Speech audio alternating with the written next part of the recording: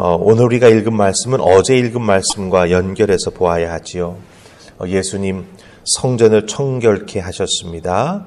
그리고 또한 성전에서 말씀을 가르치셨습니다. 그랬더니 대제사장이나 또 유대인의 장로들이 도대체 무슨 권위로, 누가 너에게 그런 권위를 주어서 그런 일을 하느냐, 이렇게 묻고 따집니다. 그 이야기를 듣자 예수님께서 오늘 말씀에서 또 다른 비유를 하시는 거지요.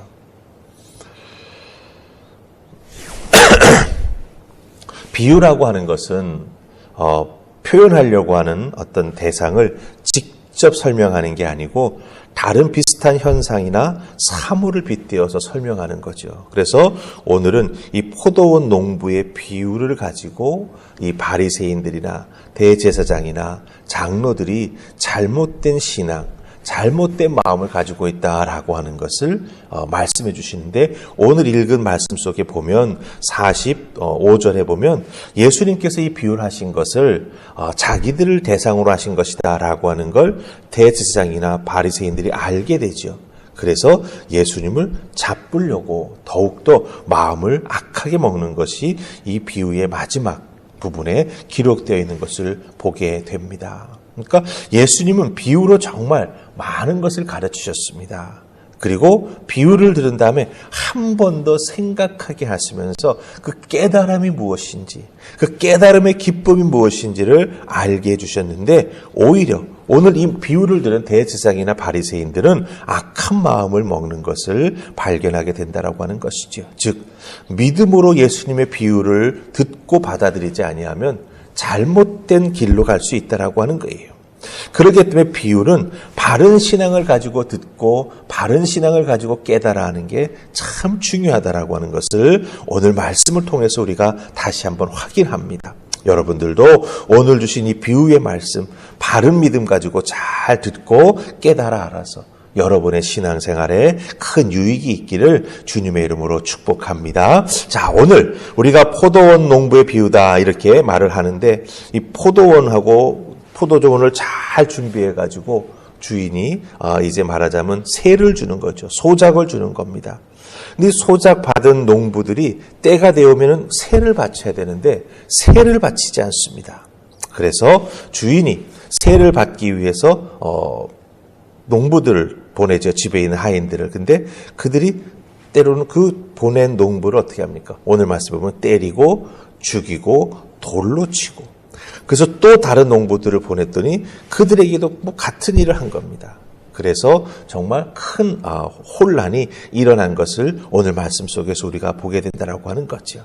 하지만 여기에 나오는 포도원과 농부, 거기에 나타나는 반응을 우리가 잘 보면은 구원의 역사에서 드러나는 인간 실존의 모습, 인간들이 구원의 메시지를 들으면 어떻게 반응하는가라고 하는 걸 잘 보여줍니다. 그래서 우리가 하나님 나라에는 어떤 사람이 들어갈 수 있는지 우리가 이 비유를 통해서 귀 기울이면서 깨달음의 은혜가 있기를 원합니다.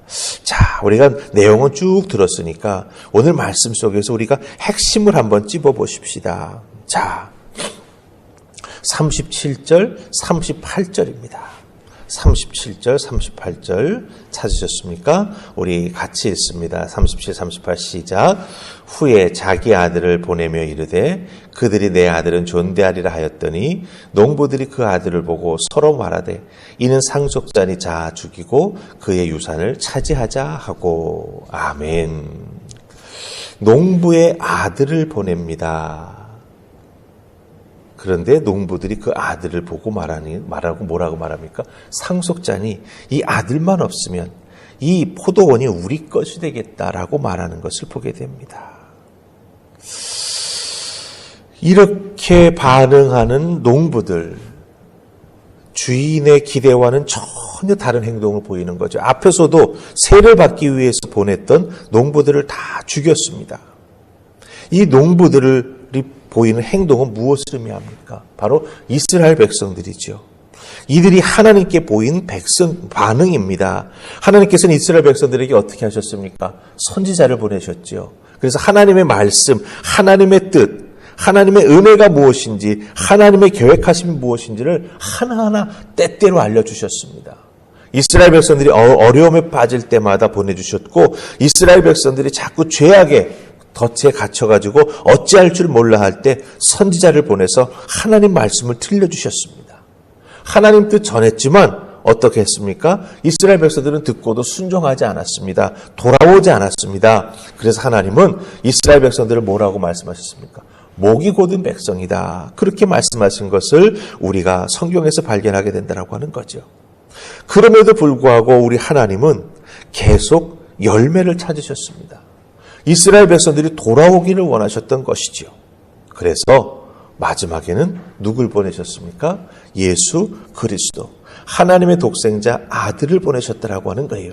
그 아들을 보내실 때 하나님의 마음이 어떠했겠는가 하는 게 바로 37절에 나옵니다. 37절에 이 농장의 주인이 자기 아들을 보내면서 뭐라고 말하고 있습니까? 그들이, 즉 지금 세를 바치지 않고 보냈던 농부들을 다 죽였던 그들이 내 아들은 존대하리라 하는 마음을 먹고 아들을 보냅니다. 내가 보내는 내 아들을 보면 그들이 그래도 마음을 바꾸지 않을까 이런 생각을 하고 농장 주인이 그 아들을 보낸 것이지요. 근데 여기서 내 아들은 존대하리라 하는 말이 있죠. 이 존대하리라. 이 존대하리라고 하는 건 존중이 여길 것이다. 이런 뜻이 아닙니다. 이 단어, 이 헬라어 단어가 가지고 있는 뜻이 뭐냐 하면 터닝이에요. 돌아서는 것을 의미합니다. 회전하는 것을 의미합니다. 전환하는 것을 의미합니다. 그러니까 종들이 내 아들을 보낸 것을 보면 지금까지 내가 보냈던 다른 농부들을 대하던 태도와는 달리 거기에서 돌아서서 거기에서 전환되어서 다른 각도에서 내 아들을 보고 내 아들을 달게 대해줄 것이다. 이렇게 생각하는 그 주인의 마음이 담겨져 있다라고 하는 거죠. 이번에는 내 아들을 보내니 이번만큼은 다르게 대해주기를 바라는 주인의 간절한 마음이 담겨져 있다라고 하는 거예요. 이것이 바로 예수님을 이 땅에 보내신 우리 하나님의 마음이 된다라고 하는 것이죠. 선지자들 다 거부했습니다.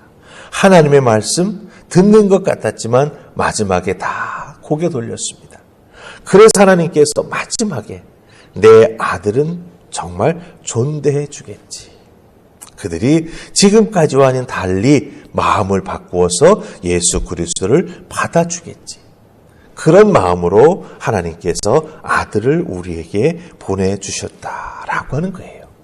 자, 그런데 그 아들을 보고 포도원의 농부들이 어떻게 했습니까? 사실은 감사하는 마음으로 받아들이지 않았습니다. 오히려 죽여버리면 우리 것이 되겠다라고 생각하고 그들은 더욱더 악한 행동을 한 것을 비유해서 말씀해 주고 계시다라고 하는 것이죠. 자, 그렇다고 한다면 이 부분을 대해서 예수님께서 비유로 설명하실 때 어떻게 설명하시는가라고 하는 건 우리 43절 말씀 보십시다. 43절 우리 같이 읽습니다. 자, 시작. 그러므로 내가 너희에게 이르노니 하나님의 나라를 너희는 빼앗기고 그 나라의 열매 맺는 백성이 받으리라. 아멘. 그 아들을 거부하는 자들, 그들은 어떻게 된다고요? 하나님의 나라를 빼앗깁니다. 들어가지 못합니다. 하지만 그 나라에 들어가는 자가 있죠.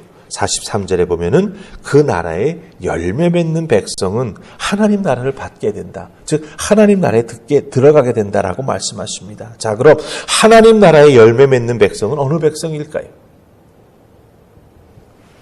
그 아들을 알아보는 자들이죠.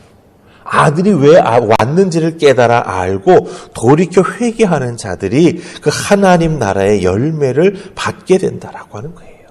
네. 그 믿음의 안목이 우리에게 필요합니다. 그리고 그 은혜 가운데 매일매일 감사함으로 살아가는 우리가 될 때 정말 구원받은 은혜와 은총이 우리들의 인생에 풍성한 하나님의 축복으로 쌓이게 된다라고 하는 걸 꼭 기억하시기를 바랍니다. 한 가지만 꼭 기억하십시다. 하나님이라고 한다면 내가 이렇게 행동할 때 어떻게 하실까? 그것 하나만 우리가 물어보면 그 아들을 죽인 농부들처럼 행동하지 않습니다. 다시 죄악으로 돌아가지 않습니다. 하나님이라면 지금 이 자리에서 어떻게 하실까? 역지사지라 그러죠. 여기에 나와 있는 그 농부들의 모습을 보면서 우리들의 모습을 발견하는 그런 은혜가 있기를 여러분에게 부탁합니다. 꼭 기억하십시다. 믿음의 사람으로서 무언가를 하려고 할 때 하나님이라면 어떻게 하실까? 하나님이라면 내 이 행동을 어떻게 보실까? 한번 스스로에게 질문하시면서 그 행동을 판단한다면 결코 우리 하나님의 마음을 다시 아프시게 해드리지 않는 우리가 될 줄로 믿습니다. 그래서 정말 우리 주님을 존대하는 그런 믿음의 사람들 다 되시기를 주님의 이름으로 축복합니다. 아멘. 우리 기도하십시다. 좋으신 하나님 은혜 감사합니다. 오늘도 이 새벽 저희들을 주의 전으로 부르시고 예수 그리스도가 이 땅에 왜 오셨는지 하나님이 어떤 마음으로 보내셨는지 깨달아 알게 해주시니 감사합니다. 주어진 매일매일의 삶 속에서 그런 하나님의 마음을 다시 한번 깊이 생각하면서 삶을 살아갈 수 있도록 도와주시옵소서. 지금 이 순간 이 자리에 하나님이 나와 함께 하신다면 나에게 뭐라고 말씀하실까? 다시 한번 하나님의 뜻을 생각하면서 열심히 믿음의 삶을 살아가는 우리가 되게 하여 주시옵소서. 오늘도 그 은혜로 모든 것 죄악의 그림자는 물리치고 우리 하나님께 영광 돌리는 우리가 되기를 소원하옵고 예수님 이름으로 기도하옵나이다. 아멘.